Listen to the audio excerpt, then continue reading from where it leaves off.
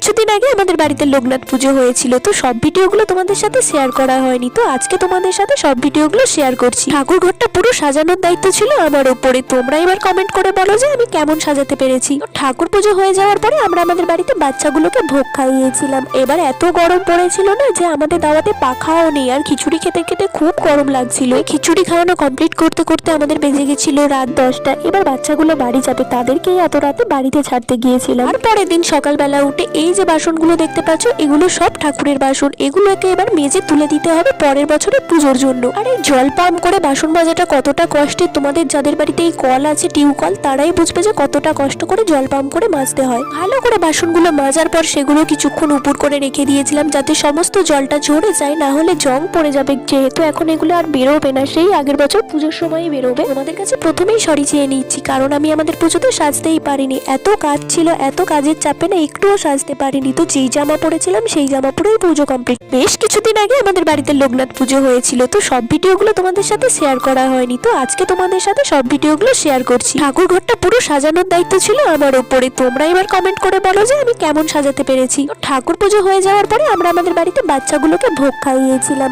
এবার এত গরম পড়েছিল না যে আমাদের দাওয়াতে পাখাও নেই, আর খিচুড়ি খেতে খেতে খুব গরম লাগছিল। খিচুড়ি খাওয়ানো কমপ্লিট করতে করতে আমাদের বেজে গেছিল রাত 10টা। এবার বাচ্চাগুলো বাড়ি যাবে, তাদেরকেই এত রাতে বাড়িতে ছাড়তে গিয়েছিলাম। আর পরের দিন সকালবেলা উঠে এই যে বাসনগুলো দেখতে পাচ্ছ, এগুলো সব ঠাকুরের বাসন। এগুলোকে এবার মেজে তুলে দিতে হবে পরের বছরের পুজোর জন্য। আর এই জল পাম্প করে বাসন মাজাটা কতটা কষ্টের, তোমাদের যাদের বাড়িতে এই কল আছে, টিউবকল, তারাই বুঝবে যে কতটা কষ্ট করে জল পাম্প করে মাজতে হয়। ভালো করে বাসনগুলো মাজার পর সেগুলো কিছুক্ষণ উপর করে রেখে দিয়েছিলাম যাতে সমস্ত জলটা ঝরে যায়, না হলে জং পড়ে যাবে। যেহেতু এখন এগুলো আর বেরোবে না, সেই আগের বছর পুজোর সময় বেরোবে। তোমাদের কাছে প্রথমেই সরি চেয়ে নিচ্ছি, কারণ আমি আমাদের পুজোতে সাজতেই পারিনি। এত কাজ ছিল, এত কাজের চাপে না একটুও সাজতে পারিনি। তো যেই জামা পরেছিলাম সেই জামা পরেই পুজো কমপ্লিট।